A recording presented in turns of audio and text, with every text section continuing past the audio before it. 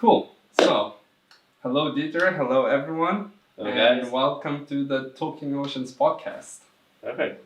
You actually have the honor of being the first non-racing guy or girl on the podcast, because so far I only had racing people on, so it's gonna be interesting. Yeah, something different. Yeah. So we'll talk about moves, tricks, and so on, and all the stuff that I don't understand anything about. Okay, cool. Yeah, so just to introduce you officially to everyone who might not know you, so former freestyle world champion in 2015, multiple top 5 finishes, and multiple top 15 in the wave discipline, right? Yeah, a few in the wave as well. I think one time in the overall 14th, but a few top 10 finishes in different events. Yeah.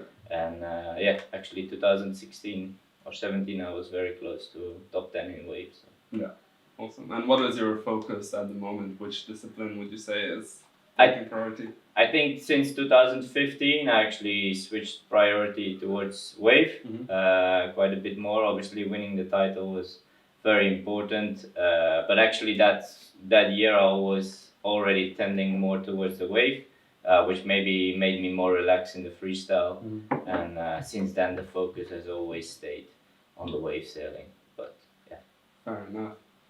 Well, how have you been doing in the past few months? Obviously, like the lockdown is the big topic. We've been all here, I don't know. Yeah. I mean, this year has been pretty interesting. I would say, like, I had a really good winter. I'm actually quite happy. I traveled quite a lot. Yeah, you managed to get in quite a few journeys before. Exactly. You went through all the hot spots before they were closing, right? exactly. So. This winter I started off with a trip to Brazil with Amado. I hadn't done a trip with him in a very long time. So we kind of started talking in Silt, and yeah, I just decided to go to Brazil for 2.5 weeks with him, which was really cool. You put out a cool video from it, right? Yeah, exactly. Pura Vida, it's called, and we'll link in the bio below. Exactly, and that was a really cool trip to start off the winter. And then I went to Australia again, where I go every winter. I have a van there. I work for Severn, so it's really easy to get things done there. And I just love the sailing there. Yeah, so, it's in the western part of Australia, right? Yeah, always Perth, west. or? Perth, Geraldton, mainly based Geraldton, and then one trip to Nauru only, sadly enough, but one good trip, and then a few days in Margie's. So yeah, I think I was there 7 or 8 weeks and sailed quite a bit. So you were doing the photo shoot for Surrender, right? Or was it only for Starboard? No. So I'm full Severn rider. We did a few shots. In Severn, maybe it's different than most other brands. We kind of get the sails, then check if we find good conditions, and then do the shots. It's not like this day we're gonna shoot that, this day we're gonna shoot that. It's kind of what are good conditions. There's a new sail. Okay, we take it out. We work a lot with Two Gold Media, who's based in Geraldton, and then we just get the shots done with the riders over there. So it's a bit different, but yeah, I think that's why our shots are always different each year. Fair enough, yeah. And afterwards, where did you go? So after Australia, I came back, and then I kind of do one trip which is not windsurfer related each year, and I went to Japan for snowboarding for a week, and it was insane. How was it? Like we got very lucky. They had a really bad winter in snow, and basically the day we arrived, we had a nice warm-up day, sun. We could spot the mountain a little bit because we were staying in a very little resort with just 2 elevators, but a very big backcountry. Okay. And could spot everything good. And then on the second day in the evening, it started snowing.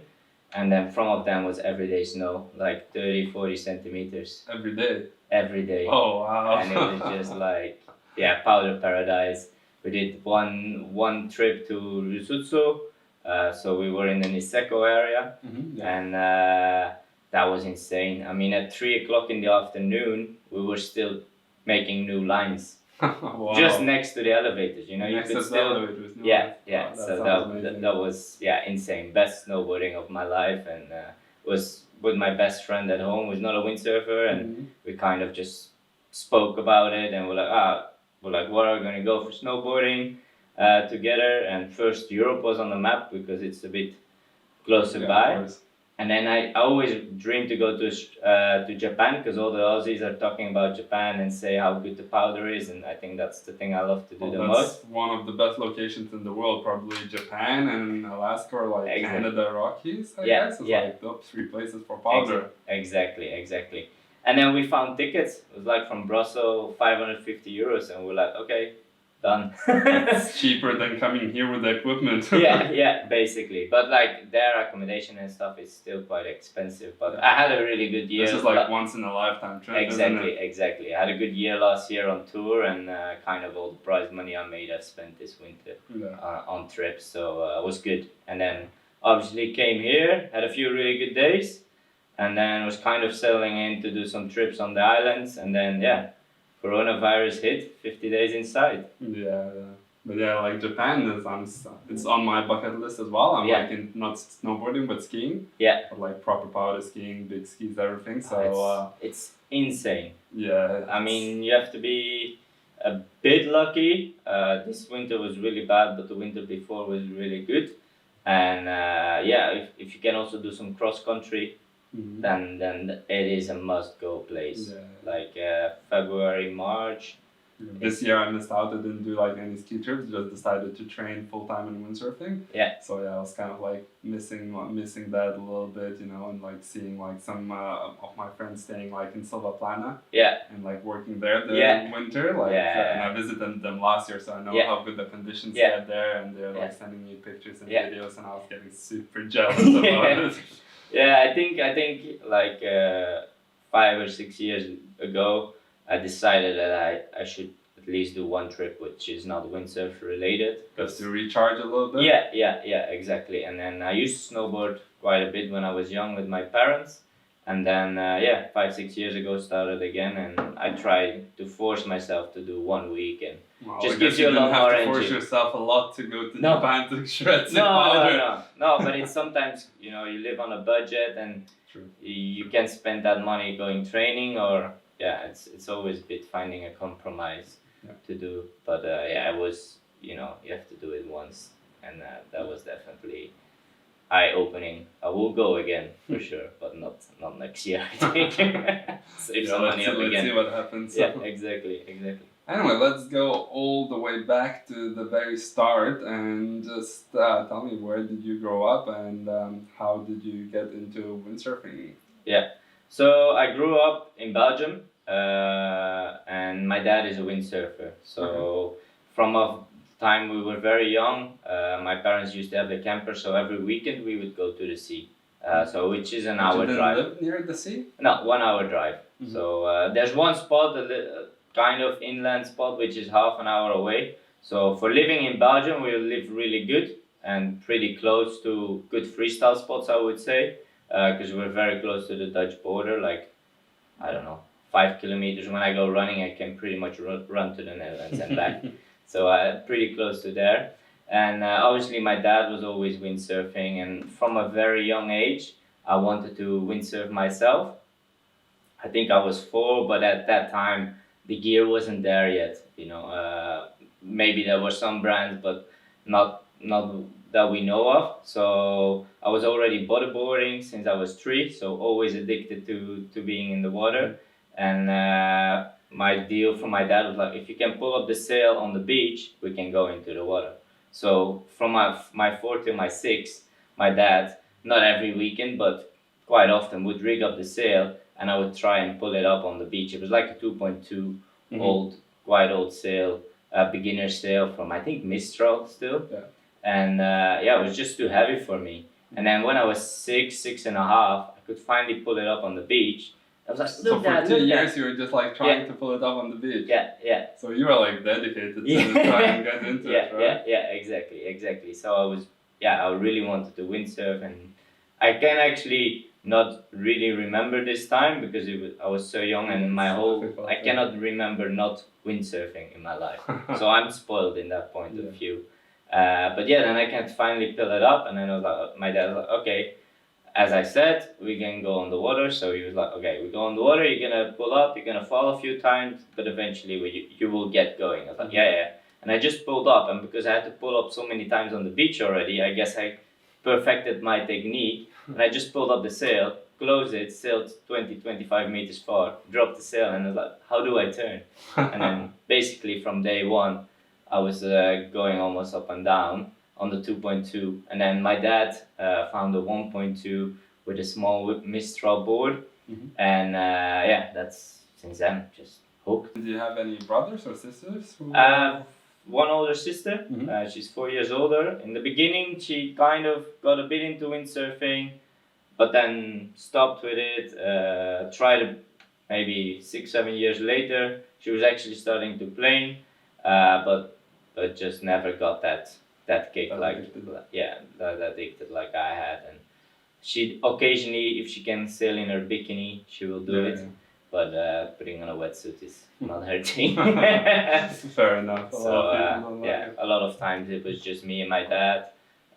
My mother tried a very long time ago, but also preferred to watch from the side. And I just remember every weekend and every Wednesday, like in Belgium on Wednesdays you only have half a day of school. We would go to the sea if it was windy, basically from April till November. So, and then from if I was 12 or 13, we were just even going through winter. Because I just wanted to keep sailing. How cold was it getting in the winters in Belgium? It depends. Some winters it gets really cold. Like in general, we wouldn't go below 5 degrees. That's kind of a smart limit. yeah, exactly. I think we did a few times lower than that. But not often. Usually 5-6 would be really the minimum, and I think my dad now is around 10 degrees again. He's still very fanatic windsurfer, but around 5-6 back then. It depended because we were with a group of friends, and we were all keen. We were all kind of the same age. Jentel was actually also in that group. Dan was still very small, so he didn't really windsurf yet. It was more with his bigger brother. I was sailing and a friend of mine. Were you all like from the same area where you're coming from, or were you sailing in the same spot? We were sailing in the same spot. Like Jentel, he lives in another hour further away from the sea, so that was 2 hours. And then one of my other best friends, Kenny, where I sailed a lot with, he lived in the same town. But our parents are very good friends. We used to go to Portugal together, and I spent a lot of time, like in summer, sailing in Portugal as well. So that's kind of... So this friend group, you just met them through windsurfing at your local spot, yeah? Yeah, well, like, so Jentel's brother, we kind of met at the first national competition I did. I think I was 9 or something like this when I was asking my dad, I want to go to do the contest. And my dad was like, what are you going to do? You know, I could just do a duck jibe, and I kind of wanted to do the freestyle contest. He's like, what do you want to do? And I was like, I want to learn. So he didn't have much argument against that. And then we went there. I was still super small, but I loved hanging out with all the guys, and that's where we met them. And then we got in contact and started to go into the same spots and started to push each other, you know. And that was always a good time. Yeah. So, and were you part of any windsurfing club when you were young, or was it more like just windsurfing with your family and friends? It was just mainly windsurfing with family and friends. Like I said, we always had a camper, so every weekend it was going to the sea with a big group of friends. So I think there were like 4 or 5 families that always would travel together, and that was kind of our windsurfing club then. Obviously, we were part of a little association for insurance once we started to competing, but not really like a clubhouse where we would go to. So it was mainly family and friends. Yeah, and talking about competitions, obviously you start everyone starts as like free riding. And how did you decide which kind of side of competing you want to go for? How come you ended up doing freestyle? I think I kind of rolled into it from very young. I never was too much into racing or going fast. I kind of always wanted to perfect the technique. Like I remember when I was learning to jibe, I was doing short runs, like 20-30 meters, just going up and down so I could learn the jibe good. And then one of my dad's friends, he saw this helicopter tag for the first time, and he started to practice it in light wind. And I think I was 8 or 9, and we saw it as well. And it was light wind; it was 5 or 6 knots, so you couldn't be planing, but we would still be in the water the whole day. If it was zero wind, we would be playing with the boards or anything. We would be in the water, and then we kind of started with low in freestyle. And then the spot where I sail sometimes, which is close to home, Amsterdam, there were a few freestylers starting. So that was the first thing I saw, and that's why I think I straight away went So to in the freestyle. spot you were going to, you saw some like freestylers who were doing cool stuff, and Exactly. you were like, wow, That's what I want to do. that's pretty sick. Yeah, exactly. I mean, in winter, in summer, we were going to Portugal, so I kind of there liked the wave sailing already because I could see the wave sailers there, and we would go out. Like if there were 2 or 3 meter waves, we would still go out with an aluminium mast. And my dad and his friend would be bending the mast the other way after every session to kind of keep us going. Mast, I remember those. Like you do anything and they go. Yeah, exactly. The good way, like they're not breaking usually straight away. No, but then I think maybe if I would have lived at a wave spot, I would have gone wave sailing maybe earlier. But then obviously we get a lot of good freestyle conditions in the Netherlands, and where I always sailed, and that was kind of the group of people, I sailed with. Yeah. So you're 9 years old and you go to this first competition, right? Yeah. How was that? How was the experience? I still remember that, and it was at the Belgian coastline, and obviously I didn't pass a single heat. So there were like a proper heat system, and was it like a junior competition, or was it like overall? It was just straight into the men's category because we were not. I was the only kid who was competing. There were a few others there who were just watching. But I was the only one who was competing, and I just managed to do a jump, I could do a duck jibe, and I lost straight away. But I could see all the guys sail, and I could meet new guys, and I think that inspired me. And actually, even from that contest, I got into the windsurf magazine for the first time. Oh really? For your first contest? Yeah, because I had a little picture as I was going into the water. Like something like the youngest competitor or something like that? Yeah, something like this. I just remember that I was like, we were on the way to the beach, driving, and I always took the magazine, and as soon as my dad got it, I would, on the way to the beach, start reading it, and I was just like going, and suddenly like, look! I was like, I think my dad said, I was like, look, that looks like a small kid. He's young. And then it's like, oh, it's me. Look that. So you didn't even know they were going to put you in the magazine. You just found it because you're reading. Yeah, exactly. Because I was reading. Sick. And actually there like I said, we met Jentel's brother. And we started sailing together. And actually we started to go into more contests, and we were like a group of 4 or 5 kids, and they started doing youth contests because we were there, and then the official titles started to come as well. And because, we kind of started pushing all the wave guys who were doing a bit of freestyle stuff, we started to push them, and that kind of evolved into competing. Yeah. And so it seems you progressed pretty quickly, right? Mm. How long did it take for you, I don't know, like to get planing for the first time, like properly, like hooked in and everything? I can't remember the first time planing. Do you have like any like highlights of like the learning process of like you achieved something? I think the first highlight I really have in windsurfing is I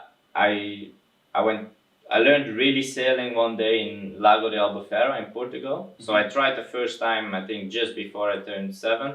And then when I was 7, we had that 1.2, and that was a really good day for me, like 8 to 15 knots something. And I remember going up and down really well. And it was a long kind of lagoon lake. And I went with my dad all the way to the other side. So I had a 1.2 and my dad had a 7.1. So he had to slow down the whole time. And I remember he kind of fell in, and I started to accelerate. And I was like, I was winning the race. That's, I think, one of my first exciting moments. Like passing the lagoon together with your dad. that's an awesome Yeah, and just memory. looking like, is he catching up? Yeah, and I obviously catched up pretty quickly. But that's one of my first real memories, and yeah, it was always like in Portugal, the wind would start early, like would be lighter in the morning and then kicked up because actually I really learned sailing in Viana do Castelo, where we had the World Cup. Yeah. Where the slalom guys had the World Cup, and There was a women's freestyle there yeah, as well, right? yeah. I was hoping there would be a men's freestyle because for me it's kind of a nostalgic spot. Yeah, almost like a second home spot. Yeah, and I think in my youth I learned a lot there. You know, we were there 3-4 weeks on the campsite, and the only thing I would be doing there was being in the water, whether it was surfing, windsurfing, and I did my first spot there. I did my first wave ride there, first tabletop. So it would have been. Hope to go back one time, and a lot of youth memories would be kind. It would be really cool to have contest there. But yeah, I think it's been. I still remember doing my first duck jibe. That was really cool as well because my dad kind of within the group he was really good in the duck jibe, and I really wanted to be like my dad, so that was kind of a highlight for me. The family trademark duck jibe. Yeah, exactly. And I think from of 8 I was already sailing in foot straps, harness lines, and doing jibes. And I remember my dad would help me to get through shore break. I think one time we went to Ile de Ré. And it was like the place where Antoine lives, right? I don't think the same island, the island next to it. Okay. So maybe it's Ile d'Oléron. I went, and Ile de Ré you can go, but you have to pay for the bridge. So we went to Ile d'Oléron, and then stayed there for the October or November. We have one week off of school. So we went there, and it was a really good day. But it was onshore wind, and there was maybe a shore break of like a meter and a half. But you're probably around that height. Yeah, exactly. So my dad would take my gear, swim it past the shore break. I would swim out, and then water start and go away. And then everyone remembered, like my dad always used to tell that he was rigging the sail, and all the local guys were looking like, what the hell is he? What is he thinking? You know, it's already hard enough for us to get out. You know, what is he gonna do? And then I came there in my wetsuit, little harness on. I was like, okay, interesting. And then I left, went out, did a jibe, came back, did a jibe, and they were like, okay. So yeah, it was straight away fully into it. But like into the competition sailing nationally, yes, but past that, never really looked till Steven went. Yeah. So how long were you competing up until what age were you just staying in the national circuit? I think nationally, my first international contest in the youth was 2000. I think that was 2006, something like this. 2005. How old were you then? I was 13, and I won a ticket to go to the Pro Kids on Bonaire. So that was the year that all the national distributors from Starboard had to organize a contest, and the best kids from each land would get sent to the Pidaway on Bonaire. And I won the ticket, and then I could go there, and that was really a cool experience. But it was Did you also go alone or with your parents? I went with my parents. We kind of made it our like national or yearly long holiday. It was the first time we all went on a plane because we always go by camper. So it was a bit of a poisoned present, my parents said, because obviously I got my ticket paid, but my parents not, accommodation wasn't paid. So in the end it cost quite a lot of money. So I was very lucky my parents could go there and could join me, and we made our 3-week holiday there. So how was the Pro Kids contest? How did that go? It didn't really go that well. I think it was kind of, in a way it was very motivating, in another way it was very demotivating, because I went to Bonaire and within my age group, like all the Bonaireans, they were way better. What moves could you do at that time? I think I could do like spocks, grubbies, was doing my first flacas. So I think it was 13, 14. I think I just landed my first flacas and started trying switch stuff, but couldn't really land it.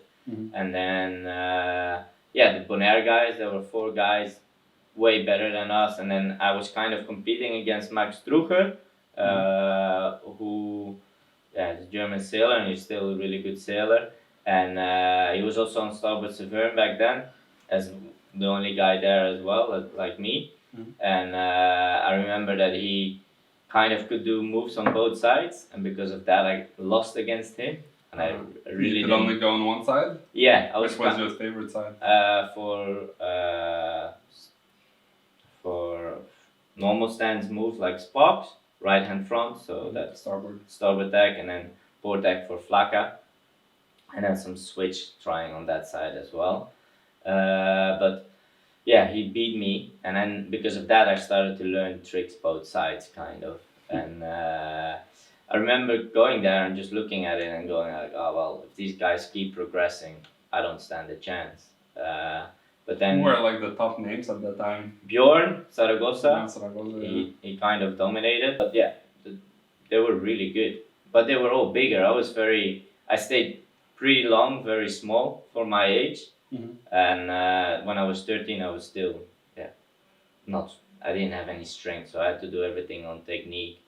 And then that winter after, I progressed a lot. And at that time in Netherlands, I was competing a lot with Davy, because we were pretty much the same age. Davy Sheffers. So we were pretty much the same age. We're 1 day separate. He's 1 day older than me. So you celebrate the birthdays together in like some windsurfing parties? Not always, but like it's quite, because we were always competing against each other. But that really helped. And then push the level. Yeah, and that winter was a soft winter. We could sail a lot. I think that winter we sailed all winter through. Now almost never went under 10 degrees. I think in February it was 10 degrees and it was windy like every single day almost. So we would go on Wednesdays and Saturdays, Sundays, and we progressed a lot. And then the year after I went, and then suddenly I became second. Before going too much into the pro stuff, let's talk about your life back in Belgium. Were you playing any other sports at this time? No, actually, always just pretty much did windsurfing. When I was very young, I did judo for a bit, but then it came to a point where I had to wait 1 year to get the next belt. So I had the yellow, and to get brown, you have to have a certain minimum age. And we started doing some competitions, but then obviously that would be in the weekend, so that would mean a weekend not away to the sea, and I had to wait, like I said, a year, and then I kind of stopped with that, and I did some skateboarding a little bit, but not much. What about at school? At school, basketball. If I would play something, it would be basketball. Never really got into football. Actually, I also did a lot of mountain biking with my dad. So I used. Did you have like some places to go near your home? Yeah, so we lived quite close to the woods, and so it would be 1K drive to the woods, and there's a lot of single tracks. Back then, less than there is now. Now it got really good actually, and always my dad loved two things: windsurfing and biking. So I kind of inherited both from him. Yeah, exactly. So whatever my dad was doing, I was doing as well. And so in the winter would be a lot about biking, and in the summer about windsurfing. But I would always be outside, but never really in association, because I didn't want to be bounded to having, to not being able to go if it was windy. You know, my friends kind of knew it as well. I had a limited group of friends, and they knew if it was windy, gone. Yeah, I was gone. I wasn't there for playing. You know, obviously when I was young, I sometimes had to make a decision there, and my dad was like, hey, if you want to stay, you can stay. I'm going sailing, but if you want to go, we have to go now. So most of the time you're choosing to go windsurfing? Yeah, always. Not most of the time. Always. Yeah. I wouldn't actually get too much invited to birthday parties, because I knew most of the time I wouldn't show up. Typical. I like this things you sacrifice even like as a kid to go windsurfing, and the thing is, like at that age, like most people, like most kids, they don't understand that like, oh, it's only windy for a certain amount of time, therefore you had to be gone. Yeah. I remember myself, like actually like the first proper date I had, like when I was like 16, I actually left her hanging because I went windsurfing. Yeah. The very first date. perfect Uh, impression. so as you can imagine, that didn't go far. No. I think we met up like one other time, and I think she ended up being my first proper kiss. Yeah. But I think then like perhaps the date after I went windsurfing again or something Yeah. like that. So Yeah. that didn't go well. No, I mean it is a sacrifice you make. So most of my friends I kind of had are the ones who were windsurfing, and most of the time was spent with my dad on the water. I was his perfect excuse, you know. Mm-hmm. And the more I got into it, the more he had to follow. You know, obviously one important thing for my parents was always that my school grades stayed good. Yeah. And as long as they, yeah, they Yeah. did. And actually, my mother was hoping it was winding during the exams, like Mm-hmm. during the test, because I would actually be learning more, because I would have motivation. Yeah. But it seems like your parents were quite supportive of you Very, windsurfing. very supportive, very supportive. That's very important, you know. Like I kind of just had to click my fingers in a way of speaking, and Yeah. they would do it. You know, they followed my passion. They're still following as much as possible the contest. Like in summer, they're actually coming to the Canaries and joining the contest. So my dad is my caddy most of the contest. Nice. And how did they, when you started going to the international contest, did they think that they were still supporting? Because I know, like, you know. I think they've been super supportive in any decision I made, because I think I was always quite driven, and obviously in freestyle you start your career quite young, so you need that. Like I think in slalom or wave it can be later, especially slalom, but in freestyle you kind of need to get in early and yeah, it's more like gymnastics, I guess. With the exactly with the moves, it's like different than slalom. Yeah. Where you need like strength and experience, like are Yeah. key factors. Like I said, when I was 9, I kind of wanted to start competing, and my dad, he could have said then like, no, I don't want to go a weekend to sit at the Belgian coastline when I know it's somewhere else good. Yeah. You're like, okay, you want to learn, we will follow. So been very, very happy with that. And obviously first year on tour was also normally going to be one event, but then by coincidence I could do the whole tour. And actually, So how old were you when you did your first PWA? first PWA was 2010, so I think I just turned 18. So I turned 18 in April, and it was the first event was in Podozorf in May. I think the real first contest that kind of kicked through my career was actually the year before, in October, in the IFT in Naxos. Okay, in Greece. Yeah, in Greece. Yeah. So I spent that summer 6 or 7 weeks in Greece. It was the first time I kind of went, like we went 4 weeks with my parents, then we came back. I was 2 days back, took a plane back to Athens, and then went back to Paros where we were the whole summer. And Oh, you went to Paris? yeah. Which part of Paris? Punda, so on the near Antiparos. Oh, okay, yeah. Where, okay, that was actually where I was last year for the IFCA, European Championships. yeah, exactly. So there we stayed, and I got to know the owner. Cannot come, Jorge. Jorge. How they say it in Greece. I got to know the owner, and I could stay in a tent behind his kite club, windsurf club. Now it's more of boat. Back then it was really full on kiting. Yeah. And I stayed there, living in a tent for 2.5 weeks, and had an amazing summer. But I had 10 euros saved. Like not 10, I had like 300 or 400 euros saved, and that meant I had around 10 euros a day to kind of survive. Yeah. And I just managed, you know. But they eat every day. The thing is, for freestyle, you don't need to eat much. So. No, no. I lost some weight as well, though. If you're a slalom sailor, that would be impossible. For sure. So, but I learned a lot that winter, that summer, and then I went to the EFPT in Naxos, because I could go with school, I could get some time off from school, and I kind of missed the rest of the tour. And like I said before, I was always competing with Davey, Steven, and they were doing the tour already, and I think Davey at that point was ranked 3rd. He did some top 2 places, so I knew I could do good. You could match them, yeah? Yeah. So I knew I could do good, but never really expected, because then, there I kind of got 3rd, and that just kick-started everything. Because if I got third, I got my international contract with Starboard. I could go that winter. They invited me to do the shoot in Australia. Met the guys from Severn in direct. I was already on Severn, and then. So that kind of kick-started a lot of things that Yeah. helped you further in your career, right? Yeah, exactly. I mean, it was still not a lot. Not everything was good that winter, you know. Because besides the trip to Australia, we used to go to Tarifa in winter, but that winter was pretty bad. I think it was a really cold winter as well, so I couldn't get sailing a lot in. And then during my holiday in April, we were in the south of France, and they had the EFPT in the south of France, and I think I sailed like 15 times that winter, so I had very low expectations. And then all the other guys, like what I was training with, Davey, Steven, they went the whole winter to Bonaire, so I was like, you know, that's gonna far off.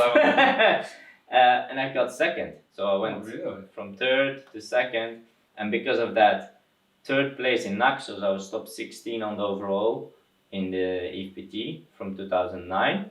And then the first event in Austria was a combined PWA EFPT event that year. The only year that it was, or maybe the year before as well. But because I was top 16, I was automatically allowed in the PWA.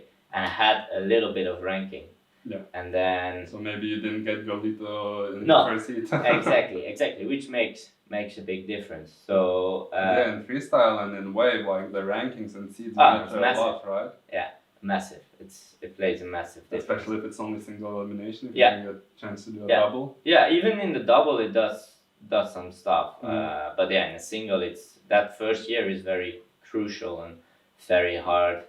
Obviously, I was lucky in my first year because a few top guys kind of stopped. I think Ricky stopped in 2008. Marcello stopped in 2009. They all transferred to wave, right? Yeah, exactly. So there were a few changes in the ranking there already, which kind of put me in place for the new guard. But then I went to Austria, and I was also speaking about sportivity from my parents. It's like it was my end of school trip that same week, so I was trying to find a way to still do that trip because the school kind of wanted that I did that trip, but also do the event. So the plan was the school trip was to Italy, so I went to Italy. And then fly normally from Rome to Vienna, and then my dad would drive from Belgium to Vienna, pick me up, and then we would go to the yeah, exactly. Okay. But 2010 was Iceland volcano. Where all the flights were frozen, right? Yeah, exactly. So that flight wasn't there anymore. So my dad and my mother arranged it all. I took the train from Rome to Firenze. My dad drove from Belgium to Firenze, picked me up, and then Firenze to Podesdorf. And then I did the first contest, got 9th, so I made it into the top 16 in my first event, and then started everything. Yeah, got 12th overall. Year after, free accommodation. Yeah. And at what point did you realize you want to go down the professional route? You mentioned Steven had some influence to do with that? Yeah, I mean, I think, like I said, we were doing always these national contests, and we had no idea how good our level actually was compared to the outside world. I mean, we saw the clips and we're like, we can do some of that stuff, but, you know, it was still far off, you know, the world tour, you know, it's another level.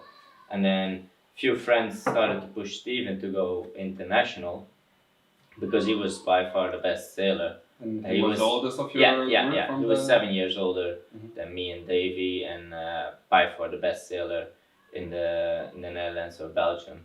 And he went on tour, and I think in 2009 he finished 4th or something on the overall, or 5th, something like this. And quite high. And then we're like, hang on, if he can get that high, you know, maybe be somewhere close. Exactly. We can maybe do something. Not close, because he was still quite a level higher than us. We were realistic enough that, but that was maybe a shot, you know. And then normally, like I said, 2010 we were gonna do Fuerte because that falls in the school holidays, and then see from there. And then actually, at the end of 2010, I was like, okay, kind of want to give this a shot. I still want to study, but I want to take my study a bit slower because I kind of was just starting university at that time, which I never finished. But So after high school, you went to university? Yeah. Which university was it? I studied in Ghent, and it was, I think it was Whole West, it's called now. Mechanical engineering I started. Okay. But I could do it remote, so I'd only had to go like to the exams and to certain classes. So how many semesters you managed to finish? So it was 3 years, normally. Normal course. Yeah, so I did it for 3 years, but then 50% of the time, and I kind of did all the theory from most of the years, but then the practical stuff I couldn't do because I wasn't there in the winter. The university, right? Yeah, exactly. So I needed to stay 2 winters kind of at home to get that done. And then we're already 2 or 3 years further, and I'm fighting for a top 5 spot in the world tour. So I kind of then made the decision to stop with the study. But in the beginning, I was still committed to study as well. But just rolled into it quite quickly. And then from 2011, I think 2011 was the best year on tour for freestyle. We had 7 events. Oh wow! Yeah, really? It was insane. But then also the first event was in Vietnam. And Vietnam was expensive to go. I made was some. It in Muay Thai? Yeah. So I made some prize money the year before from the events, and I pretty much just had enough money to go to that event. To that one event. Not all the other. We still had Bonaire on the schedule. We still had Aruba on the schedule. I couldn't do any winter training, so my winter training was going to Vietnam early, and then train there and do the contest. And my dad, that was maybe a point where my parents were like, "You shouldn't do this. You should use that as your discard because we would have 7 events, and then make sure you can do all the other events." Like some guys did that year because it was just expensive. We were like with 20 guys in Vietnam competing because. It was so hard to get there. Yeah, it was 3,000 euros as a freestyler. 3,000 euros, not many guys have that. And you know that there's still Bonaire coming, Aruba coming, so there were still expensive stops coming that year. And I was like, no, I'm gonna train there, and with my prize money from there, I'm hopefully gonna be able to pay off the rest. And then I finished 5th. Okay, so that's paid the trip. Paid the trip. Yeah, paid the trip, and I could do the rest, and then a whole that year I didn't get out of the top 10. I stayed top 10, top 8, got 8 on the overall. So then you managed to pay for the next event. Exactly. And then the circle starts, And that year I made good prize money, and that kind of put me in a position I could go professional fully. I got better sponsorship deals, and things started to go my way. Yeah. And talking about the competitions and now on the pro tour, what's in your memory like the best and worst competitions you had? I think best for me obviously was Fuerteventura, where I could win in 2015. Right? I think in general in Fuerte I always had a few big breakthrough moments. So you like the tough conditions, like because Fuerte is like great for like windsurfing, but it's not the easiest to freestyle. No, I think I always excelled in when conditions got tough. Because I think I'm very consistent. I don't have the highest end moves like on flat water, but I'm really consistent in what I do. I think some of my highlights were definitely Bonaire 2011, where I got 6th, and then Fuerte. Few low points for me were Portersurf. Always messed up in Portersurf. Really? I think. I hate that place too. Like my worst competition. I love that place, but it was one of the worst competitions I had in Formula windsurfing was Portersdorf. Yeah. So it was, I don't know. I think we had 7 events there, and I only managed to get 1 time in the top 8, and the rest 9s. So in my first year, 2010, a 9, brilliant. Great, but all the other years after that was bad. I always messed up. I arrived to the beach a bit late. Were the epic parties in Portersdorf had something to do with that? At some point, yeah, for sure. And and at other points some bad luck as well. But yeah, obviously Pottersdorf is a bit of a test because yeah, you're 18, 19, 20. Yeah. The party tent is there. And all the freestyle guys are around similar age, similar craziness levels. Yes, yeah, exactly. So which are quite high already. yeah, so it's a test there as well, and you never know there. You know, it can be usually you compete early because it's the northwest wind comes in early, or it can be south wind and it's quite far out. But there's a lot of kind of luck involved. Well, not luck, but it is a different place. So I just always felt unlucky there, you know. And it will always be the first contest of the year almost. So I definitely had low points. I think a low point a bit for me as well was 2014. I finished fifth overall in 2013 for the first time, and 2014 I was so busy with staying in that top 5. I kind of never really excelled in that year. I would you say you just had like a lot of psychological pressure on yeah, yourself? yeah. I think especially that started off 9th, then went 7th, and then in the end I just managed to get 5th on the overall again. But I didn't enjoy it. I didn't enjoy anything competing. I was busy with what the other guys were doing instead of what I was doing, and I think at that point I finished 5th in Silt, and I was over it. I kind of wanted to have a year off.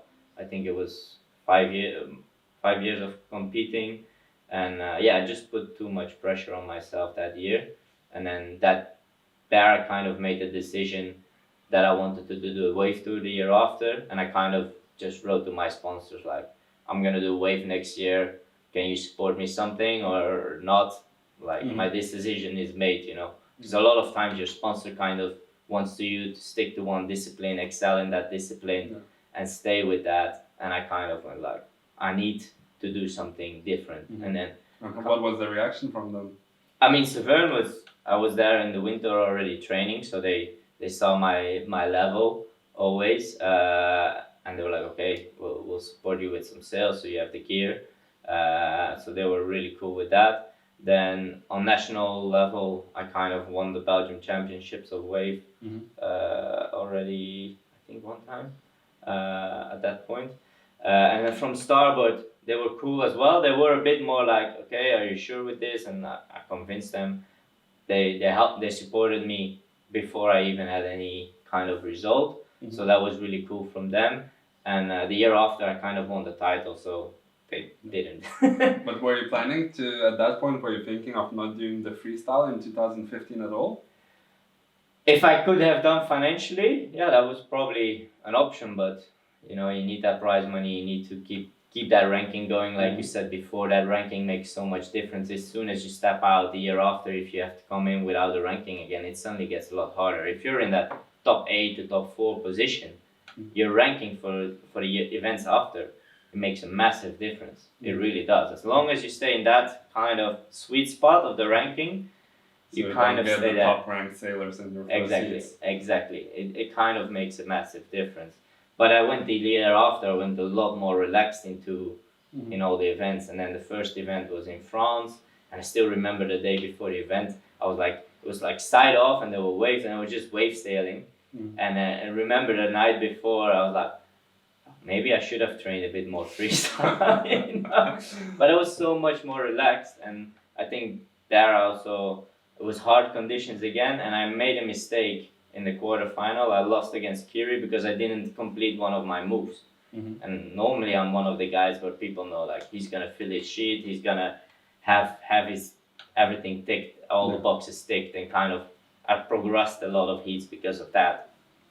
And it's also the first time I was like, could have won this in these conditions. I could have won against the guys. I don't know what, but I still remember that feeling. And then I went to get my best result in France, 4th. But so what happened after you lost to Kiri? Like, did you have a double elimination? Yeah. So I lost to Kiri in the quarterfinals, and then the day after, the wind switched from the other side, and then in the double elimination, I fought my way back from I think 5th, shared 5th. So that's 5th to 8th, no? Yeah, 5th to 9th, kind 5th of. to 9th. Yeah. And so I went from there and worked my way up all the way to fourth. And actually, one of the key points was I won kind of against Amado, which freestyling was already a much better sailor than me, but I kind of put a really good heat together. And I think he had the opposite of me. I didn't have that year any pressure, but he had, because the year before he kind of made fourth, and then everyone was like, "Ah, he's gonna win next year because you know he has a ranking now.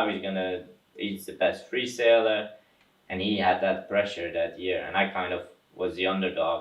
I went without pressure, so that was great getting fourth, and then towards Fuerte again. My focus was wave sailing, so it was really I went. So you're prepping for Gran Canaria and Tenerife? Yeah, exactly. But I think what I took from wave sailing is like in freestyle, you kind of have that moment, you kind of still can hesitate. In wave, it's like you don't. You have to make a decision, you have to commit to it. Hesitate to hit the lip, then either you bail or you break the feet. Yeah, exactly. So I kind of took that into my freestyle, and I think that's where in Fuerte I really started trusting myself. I was in a super good mindset, didn't have any pressure, and just enjoyed it. You know, I made again in Fuerte a mistake in the quarterfinals against Anthony, which I think is a great guy, but I think it's the guy I hate to lose from the most. Because during my career, I think a lot of times I messed up against him, and it has put me in a position where I was behind him, and I think he can put down amazing heats one time, and the next heat a bit less. He's less consistent. He's high or a bit lower, and I'm that consistent. And I had a lot of times that against me he was on that high, and I was just behind him. Yeah. And then so I messed up there, and then started building up, and that was an amazing experience. And I think I was in such a mindset I couldn't really lose. I mean, all cards played in my favor as well. Steven got injured, he won the first event and then kind of got injured, so he couldn't compete in Fuerte. Goito got sick with the chicken pox, so there were a lot of factors, but also I started to trust in my own sailing. You did everything you could to secure the top position. And I had some excellent heats. It's not that I had bad heats. I scored 59 points out of 60 points. I had most of my scoring heats were 52, 53 out of 60 back then. I mean, now the system is a bit different, but I was on the way out, I was dominating. I was sailing better than anyone else. Yeah. And I started to trust in that. I started to see that difference, and I think that's... So I think like what you're saying is your psychological mindset shift was like kind of like the most important thing to get you to the top. Yeah, exactly. Just not having pressure and trusting in myself. I think that last day, you know, I think that was 5 days of competing. I sailed 25 heats and I won 23 of them. Were you thinking about the title being on the line at that point?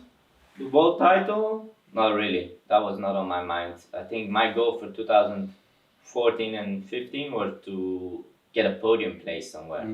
That was my main goal, like get a podium place that would already solidify my career. Going into the last day, I was leading the event. So on day 1, I was 5th. On day 2, I worked myself up into the top 6 of the double, and I still had to sail some heats on day 3. And then on day 3, I got 2nd. So I was 2nd on the event ranking. So I remember every evening I would go out with my parents to have food, and I would be like, oh yeah, on 2nd place already, or something like this. You know, I wasn't really thinking about winning till day 4, where I took the lead of the event. Amado won against Kiri in the quarterfinal. And because of that, I suddenly started leading the event. I lost against Amado in the second single, and I was like, I sailed better. And then I looked on the score sheets, because that's something Remco de Weert learned me.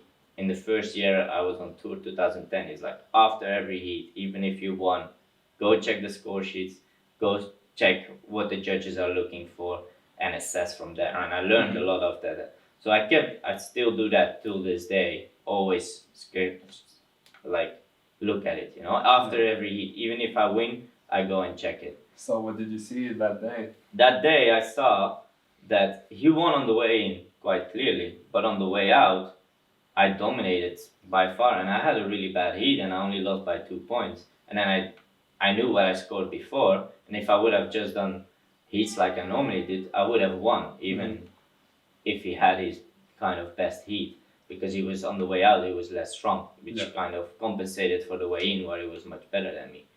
And that put me in position like, okay, actually I kind of can win this. And then I remember starting to watch the double. I remember coming to the beach, it was glassy. There was no wind. So if we wouldn't compete, I would win the event because the way the points played out. At the top of that point, But I didn't like get. I knew it was gonna get windy. I was driving. In Fort, it's always in the morning. Yeah, and there's a few indicators there where you can see. I was staying in my van. I wasn't staying in the hotel, which helped because I was just staying in the van. I was in my own environment, which was good because in the hotel the competition keeps going. Midnight, and it really messes you up. So I kind of went to the beach, and as I was going to the beach, I could see the windmills already in the right way. There was no wind at Sotavento yet, but I knew on the other side of the island there was already wind. So I knew it was gonna get there. And then I kind of set a point. I think Kiri was gonna meet Tonki, and I was like, okay, if one guy can beat Kiri and make me win the event before I even had to sail, it would be Tonki. So I kind of watched till that heat. And then as soon as he lost that, Kiri won that heat. I just went like, okay, Kiri's gonna get to me. I'm gonna have to win from Kiri, and I have to beat Amado twice, so I win the double elimination. And that was the only way I could win the event. Because if I would get second and second, Kiri would win with a third and a first. So I didn't just have to beat Kiri, I had to beat Amado twice. And the warm-up session, and my dad was still watching the contest, like I said before. He's always my caddy, and he was watching the contest, and I didn't bother. I didn't watch the other heats anymore. I just did my warm-up, did my routine, had my music going, did like half an hour, and I felt amazing. Like I did some of my best air scope moves and stuff I knew other guys couldn't do on the way out. And I came in, and I think Phil Soltysiak at that point had a really good heat against Kiri, and I think he lost in a 2-1 decision. So he won on one judge's skier. So at that point, when I came to the side, my dad was like, maybe Kiri lost now against Phil Soltysiak, because it was like a 1-1 decision, and they were waiting for the last thing, and I didn't spill energy, and I was like, it's okay. I will win. It's all right. So you had that confidence. I don't think I've ever been that confident in my life as then. Like that warm-up session. And then Kiri won. He got all the way to me. And I sailed out. And obviously I always have a game plan. And I remember first run out, I will always start opposite tack. And first run out, normally I start with a big shaka. That's quite classic. Safe but good scoring move. And I remember going out, for some reason I went switch, and as I ducked, normally I do a burner or something, perfect little chop came up, and I started with like perfect ash gobo, like from the dot, like the best. Was it like your highest scoring move? Yeah, that was the highest scoring single move from the contest as well. And started off, I think 57.5 out of 60 points, won against Kiri. First heat against Amado, he was nervous, he was leading for the first time in elimination. I had my rhythm from the heat before, so I sailed good again, won again. And then in the second final, everything was on the line. Yeah, that's a moment. Yeah, so started off less good. What happened? On the way in, good heat. On the way out, in freestyle, you have to do 4 out of 7 tricks. And I think I crashed my first 2 tricks on the way out. So you had one crash left. One crash left. Yeah. One crash left. Then landed 2 or 3 tricks again, and then crashed again. So nothing left. No discards. No discard left. And then And have you done the big air scope already to the outside? Or? no. So I didn't have my best heat. I kind of had an okay heat, had a good Pasco, had a big Shaka if I remember well, a burner, but nothing really special. I saw a few things from Amado and he was sailing pretty well, but I kind of just committed in my head. It was like, land your 4 moves. Like so many times I've seen people lose myself because they just didn't land that 4th move, rather than try because they tried something too big as their last move. And I was like, I need to land, and I had 30 seconds of 25 seconds, crashed on the inside, going out, and then I still remember, I think with 15 seconds to go, I just like, okay, I'm just gonna do a goiter, which is still quite basic, but it will fill up my score sheet, and then landed that, and because of that I kind of won. Was that the decisive move when you're looking at the score sheets afterwards? Was that like the thing that decided if you won? Yeah, well, if I wouldn't have landed that move, I would have lost. Yeah? Yeah. Because then I wouldn't have missed 1 move on the way out. And Amado also has the tendency to sail quite far out, so he had one of his moves also out of the area, so he didn't score. So he was missing a move, and that kind of made the difference in the end. So it was important for me to land that move. If I wouldn't have landed it, I would have lost that heat, that event, the title eventually. Yeah. So when did you realize you won the world title? Silt, day 10. Because nothing happened? No, exactly. Yeah, because I checked, it was 2 events, but Silt was there. Yeah. So actually after that event, which actually was the decisive heat for the World Championship, you didn't get the opportunity to kind of like come off the water with a big smile. No, exactly. Oh, you still won the event, so you still have a smile. I mean, that was still, like, I think even if I wouldn't have won the title after that confidence and winning that event, and winning, I think, in the way I did with 2 double eliminations and sailing so many heats is something I will never forget. Yeah, and I also 2 double eliminations, you don't have that very often. Not anymore.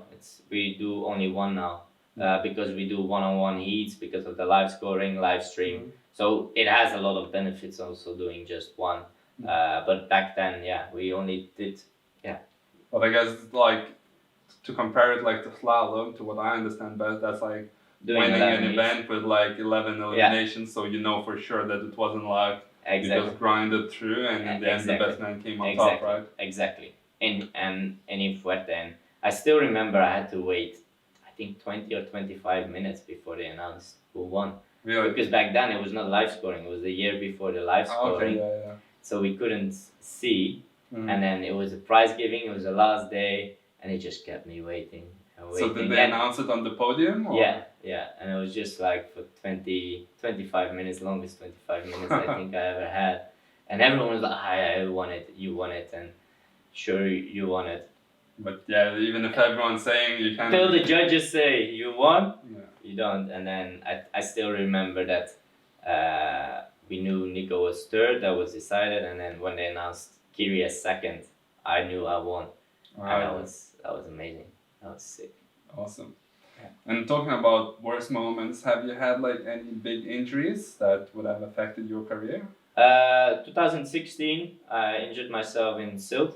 I mean, before when I was very young, I dislocated my ankle once, but besides that, I've been pretty lucky with injuries.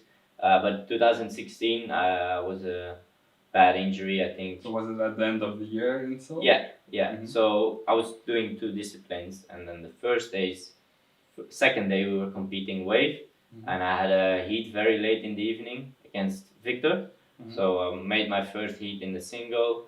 Was actually doing quite good that year in wave, and then it was against Victor, and tried to progress, but it's a very tough heat. You had to bring your A game, exactly, to even have a chance of and, qualifying. It was really late, and in Silt, the water is quite dark, and we were the last heat on the water. Was 10 minutes before dark, kind of. The sun kind of already set. Yeah, probably quite cold as well. Yeah. It wasn't too bad with southwest wind. And I went for a big back loop, last 30 seconds of the heat.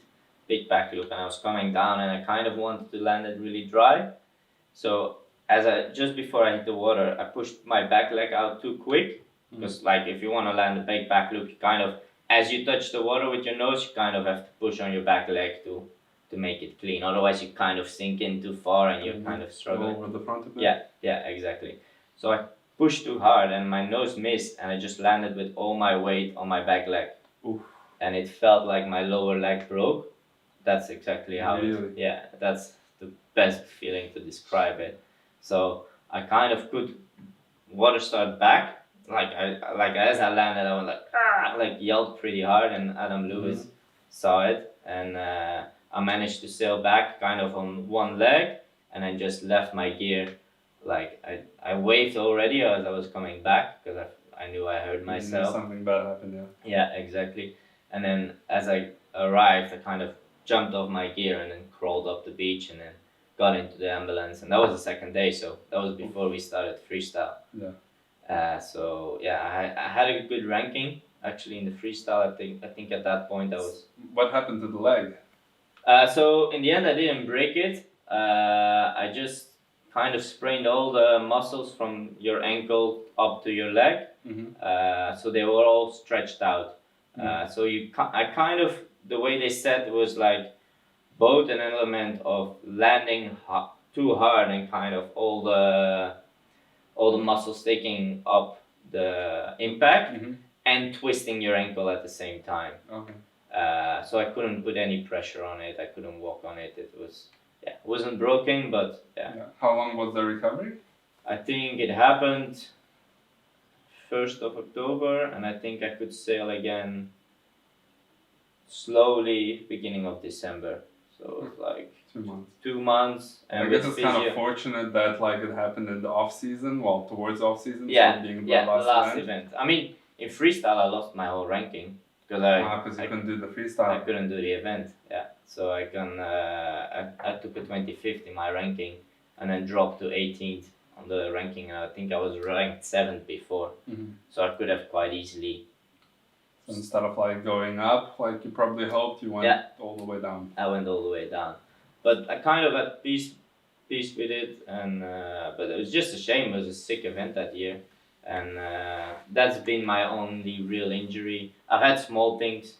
I've had this year. I've had some bad luck. I crashed with my mountain bike 2 weeks before Bonaire. Landed on my shoulder. I thought I broke my shoulder bone, but it was fine. But I hurt all the muscles on the inside of the shoulders, like the lumbia.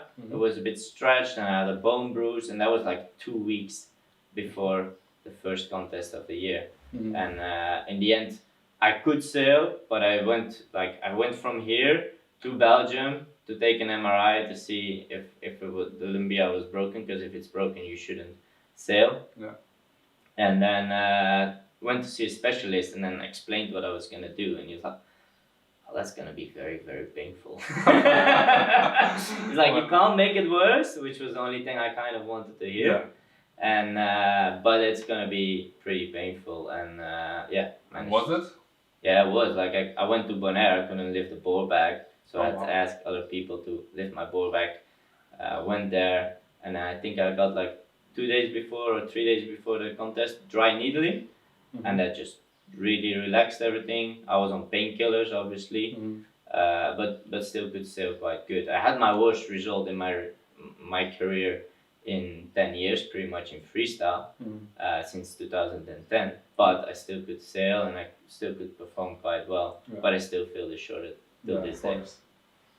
So I think that's injury-wise, I've been lucky. Yeah, because like freestyle wave, that's kind of like you can get quite a few injuries. Yeah, it can go quick. Yeah, especially feet and ankle. Yeah, are kind of like prone to injuries. Parts knees in freestyle. Well? Yeah, in freestyle, yeah. Yeah, I think a lot of the guys, there are now moves coming out which are very sensitive towards injuries. I think shifty, for example, you kind of go into the rotation and you have a point where you don't see how high you are, and you don't see it till like a split second before you land. And I think it has put me off. I almost broke my foot with it, and I still can't really do the move well because twice I almost broke my foot with it. I've Yeah. just bruised the bones, but never broke it. But yeah, I think Steven injured himself with it. Yentl injured himself with it. You, so there's quite a few Yeah. guys out there. And in wave, what is like? Would you say like is it like feet and ankle the most? Ankle, yeah, feet and ankle, I would say the most, and a lot of times on silly stuff. Is it like mostly like Whitewater. mistiming the hit into the whitewater Yeah, or something yeah, like that? yeah. So sometimes jump landing, like I had with my leg, but most of the time, most of the injuries I've seen is hitting a little whitewater, and the board suddenly responds quicker and twist your ankle and break your ankle. I think Ricky got into a cast with his ankle and had to miss the first event by just hitting a silly section kind of in Okipa, like just bouncing one more time off the whitewater. So it's always small stuff like that. But yeah, I think a wave is very unpredictable, and that makes it very difficult, and that also makes it very difficult to train and to compete in. Yeah. I think in slalom you have all the control. Well, not all. If someone runs into you, that's your control gone, or if you hit a snake or something like that. Yeah. But in wave, you're very dependent on sailing, like On what the wave gives what you. the wave right? gives you when you get in In those 40 slalom, you minutes. kind of have a canvas, Yeah. you know, like the canvas stays the same. You have the Yeah. marks, you have the water which is moving, Yeah. but kind of like Yeah. moving more or less predictably and Yeah. small, while the Exactly. waves are Exactly. more different And in one from each freestyle, you other. can also do a lot of things yourself. You can do a lot of turn the heat as long as you stay mentally strong. Yeah. Still, you know, in slalom, after the first bull, you can be in a lost position completely. In freestyle, you can turn the heat around in the last 2 minutes still. Yeah. Even if you did your 3 crashes, you still, if the next 4 moves are If you do solid, you perfectly. still can win. Yeah. I've seen Goito win a lot of times like that. Mhm. Start off really bad and still being able, mentally being strong enough to just Turn turn it the whole around. thing. And in wave, I've sailed in Pozo, knowing for 8 minutes, there was like 40 minutes heat, 8 minutes long, I knew I just needed one good more wave. Didn't get it. Yeah. I guess Pozo is especially hard place to get like one last wave. I think a good everywhere. wave. Everywhere, still. You get Oh, yeah. stuck on the inside, you run up, you go to your other gear, you lose it again. There's a lot more luck involved in wave, I think, than any other discipline in the windsurfing. I guess especially at the spots that the current world tour is going through. Yeah. Because you know, if you're like going to, I don't know, like comparing to IWT tour, where you have like, I don't know, Pacasmayo, you have Hokipa, you have the event in Chile. Yeah. Where you have like kind of like more surfing set waves. Yeah. There, you know, like there you can like picking the waves as like, you know, you can I think there's WSL. still quite some luck in those perfect down the line waves, But there, you know, there it's I think more about like picking the right wave, and you know, there it's easier. You know, if you see a set coming, you see 3 or 4 waves. If you're used to the spot, you know how a good wave looks. There, and you know that they're gonna come if you're patient. I think. While in silt, you cannot be certain that the wave is gonna come to that specific point and that it's gonna look exactly it's like less that. consistent, you know. The Canaries actually on the good days in Pozo, it is very predictable. I think the biggest problem we have sometimes with Pozo is that it is windy. You kind of can do your jumps, and it is a jumping spot, but it is sometimes not really wavy. But on its day, it's really good, and I think it has its place on the World Tour. It would be great to kind of have more. It would be good, I think, to combine it with like more down the line spots. You know, it's nothing bad with the jumping spot. It's great to see like the fucking 20-foot like back loops or whatever, like to the stratosphere. But it would be nice to also combine it to double mast high down the line, like you had last year in Hokipa. Just put a little bit more in preferably. Exactly. I mean, but that was still very hard as well, because there was still quite some luck. I look at the contest, it was super light. Most guys got 2 waves in their whole heat in half an hour. You don't have any chance to mess it up. You know, you get 2 chances, and you have those 2 chances counting. So it was a bit tricky. So it's I think it's one of the hardest disciplines to have consistency. So how did your training approach shift from, let's say, like how were you training like for freestyle and how now you're training more for waves? How does it differ? I think one thing is similar, and that's consistency. Mm-hmm. So sometimes when I'm training wave, I'm kind of trying to take every wave and be like, okay, I need to kind of get a 6 on this wave. Mm-hmm. So I trained very much on getting very consistent in the wave 360s. I've always, in my wave sailing, because I've been going to Australia so much, always been wave driven. Mm-hmm. So working on my wave riding, I think that's one of my stronger points. One of my weak points, which I've been really working on this winter, is jumping. I have a fear of heights. So you have a fear of heights. Yeah, I have a fear of You heights. decided to go into wave sailing discipline, knowing it's a jumping tour. yeah, exactly. So it's a bit of an issue there, but I start to know kind of how to dare train for it as well.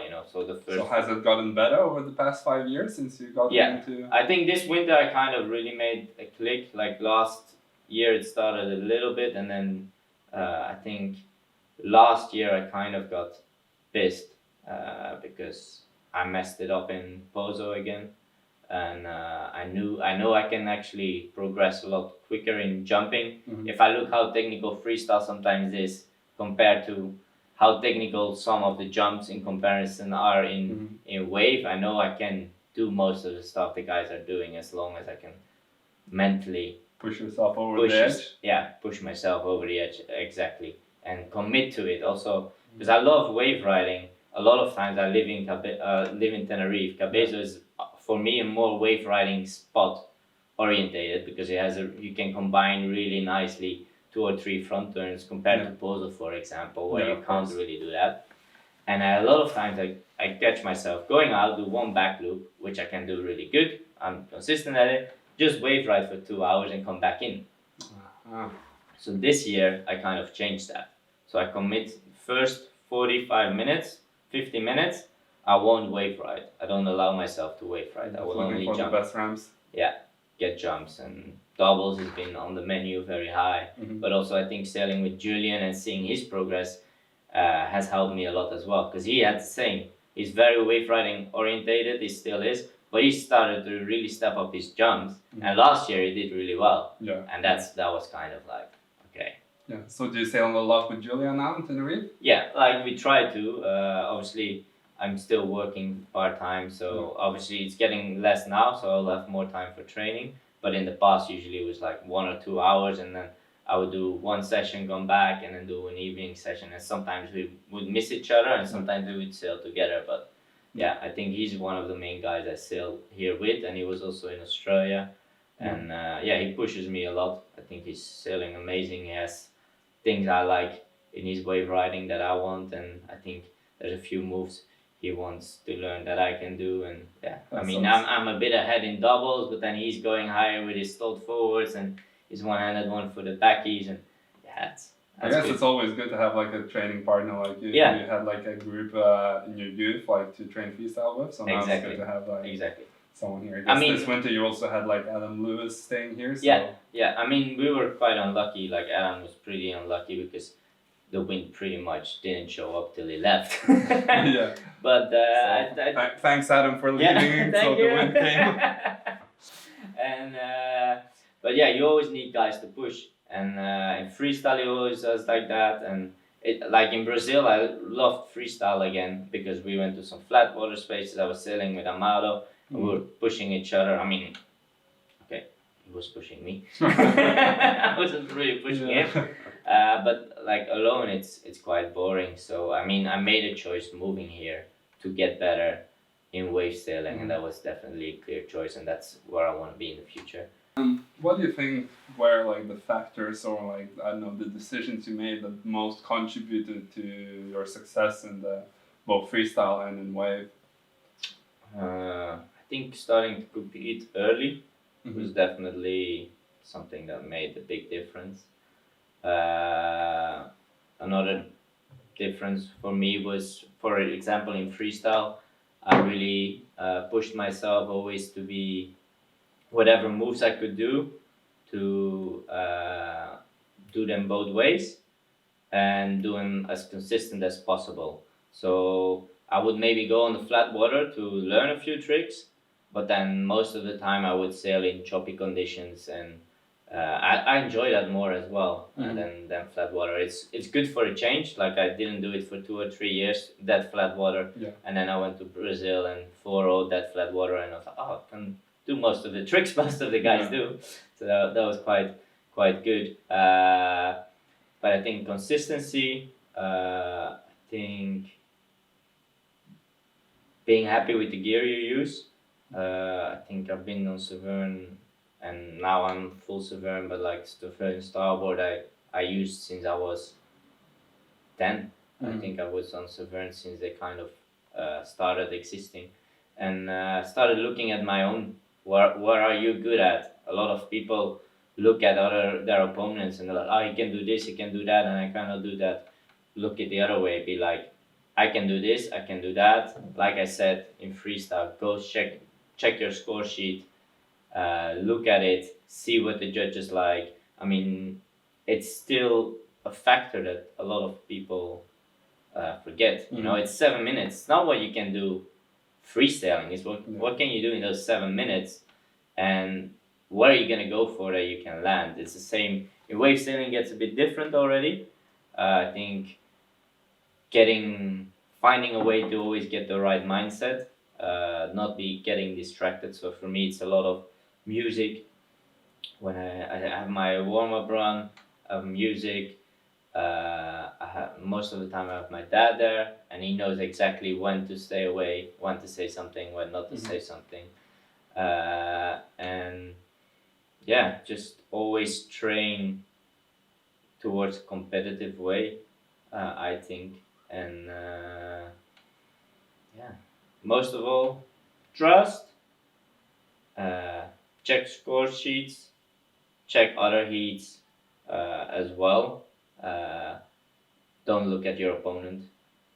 Most of the times I lost while in the heat. It was because I looked at my opponent and not to my own heat, and find a routine. I think most of the guys who are very good, they have their routine, and most of the guys who are on the world tour sail on a very high level, similar level, and I think one of the bigger factors is the mental part of it all.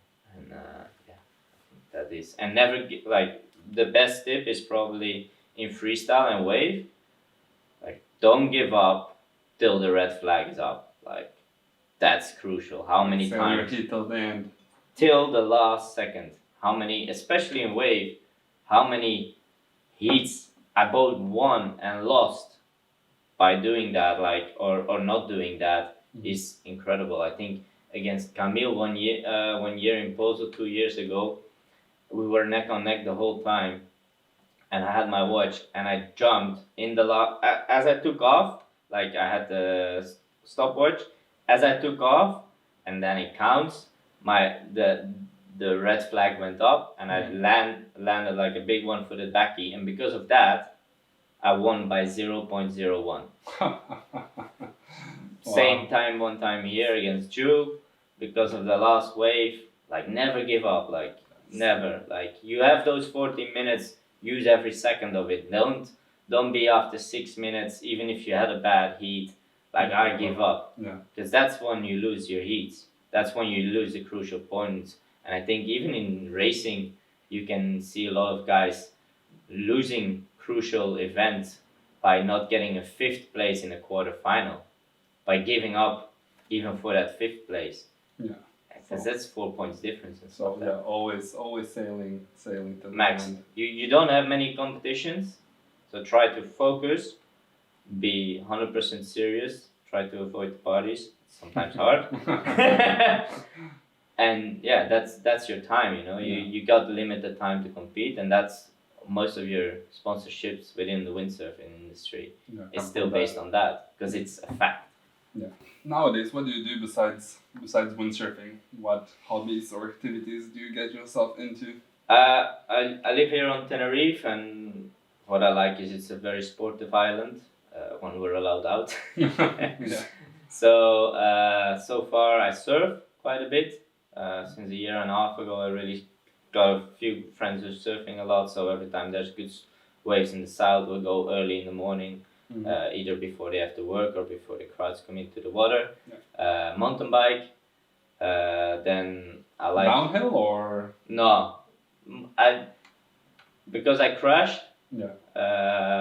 I don't really want to risk it. Yeah, so take it easier. Yeah. So I'm more use it as cardio, but I really like the things, but I don't like to take the jumps. I think it may be a combination of fear, being your body is kind of your capital. Yeah. So if it's not for something you make your money with, you don't want to risk it too much. Yeah. So it's sometimes a hard line. Yeah. But at least falling in water is softer than falling on the rocks here, especially.